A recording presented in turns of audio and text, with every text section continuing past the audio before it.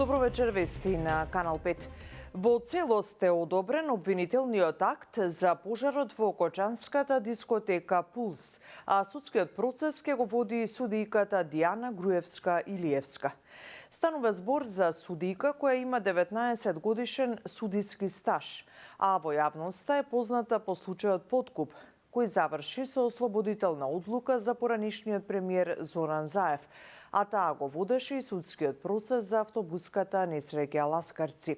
Со оглед на тоа дека од поднесувањето на обвинението во Скопје изминаа 3 месеци, од Кривичниот суд дадоа хронологија на постапките, во која освен префрлањето на предметот од Кочанскиот суд, се наведува дека поради познанства и конфликт на интереси, дел од судиите барале да не судат во овој случај, а потребно било и време за доставување на доказите до одбраната.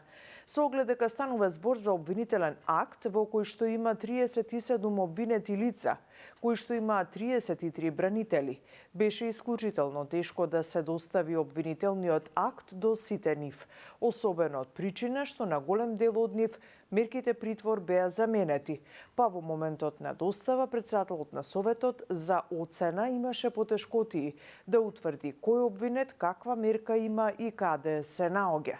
Особено потешкоти имаше и доставата на делот од бранителите, на кои покрај тоа што им се најавуваше терминот на достава, истите не беа пронајдени во нивните канцеларии. И покрај тоа што од 12 октомври стапува на сила новиот систем за влез и излез во Европската Унија, наречен ЕЕС, Канал 5 од своји извори дознава дека тој сепак ќе се спроведува постепено.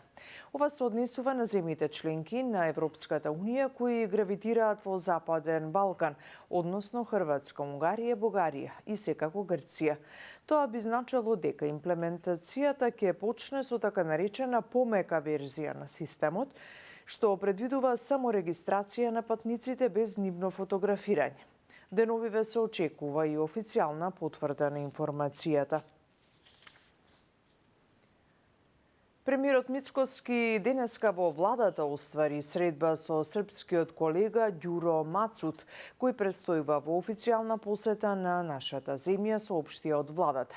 Двајцата премиери разговараа за унапредување на билатералните односи, за економската соработка и за инфраструктурното поврзување.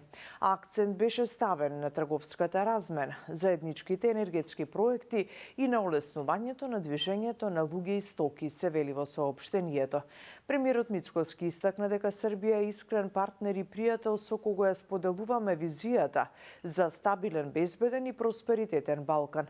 Премиерот Мацут изрази поддршка за реформските процеси во државата и нагласи дека Белград и Скопје ќе продолжат да соработуваат на заеднички проекти кои се во интерес на граѓаните на двете земји.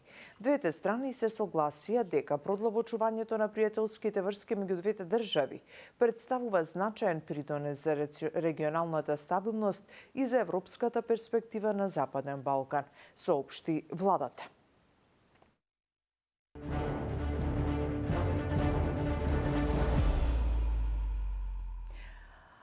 Партиските каравани и вечерва продолжија со митинзите и со средбите со граѓаните. Во продолжение гледаме дел од пораките. Стефче има многу амбициозна агенда и програма.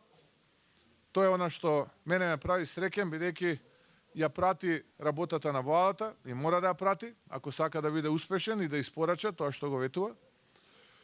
Но јас сакам и на него да му кажам и на вас, жителите во општина Новаци, дека ние како влада целосно ќе ја поддржиме работата на идниот, сегашниот иден градоначелник на општина Новаци. И овие проекти кои што тој ги спомна, ќе бидат дел од планот за финансирање. Ќе изградиме зип-лайн од Рапеш до Груниште и пристапни скали кај Темнички вир во Градешница, затоа што сакаме Новаци да стане нова туристичка атракција.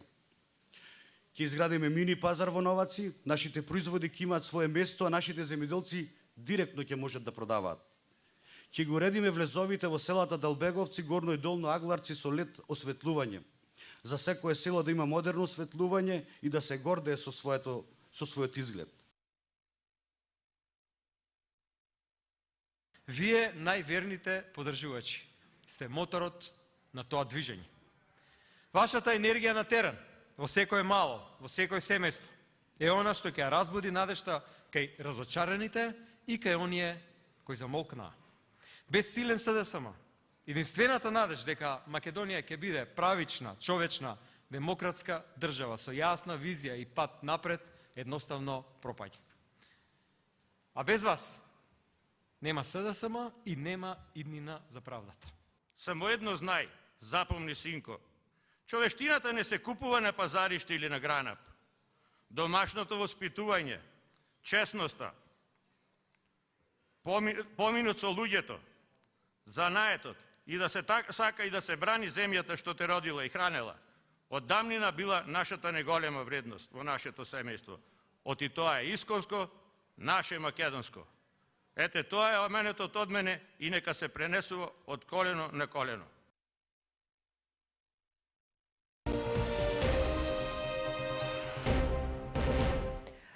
Потребно е повеќе наука во креирањето на економските политики. Ова е ставот на дел од економистите кои сметаат дека како стручна фела, нивната работа не е доволно земена предвид при креирањето на економските политики.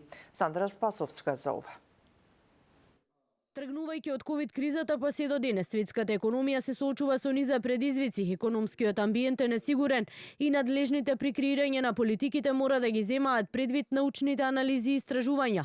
Ова беше истакнато на денешната меѓународна конференција насловена применети економски истражувања, пат кон оптимални национални стратегии и политики во турбулентни времиња.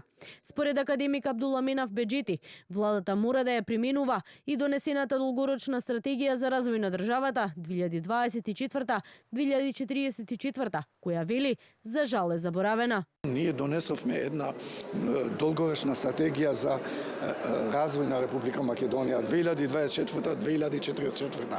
И таму имаме базична основа и имаме што доколку би ги промениле политиките што треба да правиме. На жалост, мислам дека и таа стратегија и тој стратешки документ е некако затворено во нечии фиоки и не се употребува.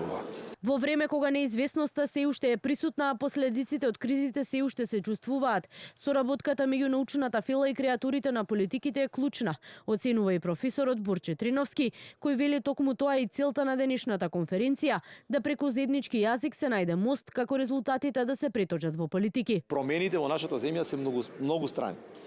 Потребно е заедничка координација, не само во субвенциите, потребно е и во контекст на структурата на економскиот развој, и во контекст на извозната концентрација, и во контекст на увозната зависност која има нашата земја, и во делот на продуктивноста која имаме, и во делот на, спомнавте, земјоделството, производството домашно на храна кој го имаме, и во делот на привлекување на странски инвестиции. Значи, голем дел од овие предизвиците стојат. Работата е дека треба со академската заедница, односно со истражувачите и од анализите да се дојде до едно прифатливо заедничко решение, кое нема да биде пребрзо, нема да биде преригорозно. Економистите со заклучок дека не само во Македонија, туку и во останатите земји од регионот и пошироко, надлежните многу малку ги земаат предвид препораките од научната фела, а тоа според нив се должи на носењето на брзи економски решенија. Компанијата Кожувчанка го доби признанието за најдобар македонски бренд од естрадниот магазин Backstage. Од компанијата велат дека оваа награда им причинува голема чест и задоволство за тоа што ја добиваат токму во годината, кога слава 30 години од нивното постоење. Благодарност до сите наши потрошувачи за довербата, лојалноста и поддршката сите овие години, велат од компанијата Кожувчанка. Ги завршуваме вестите, имајте убава вечер.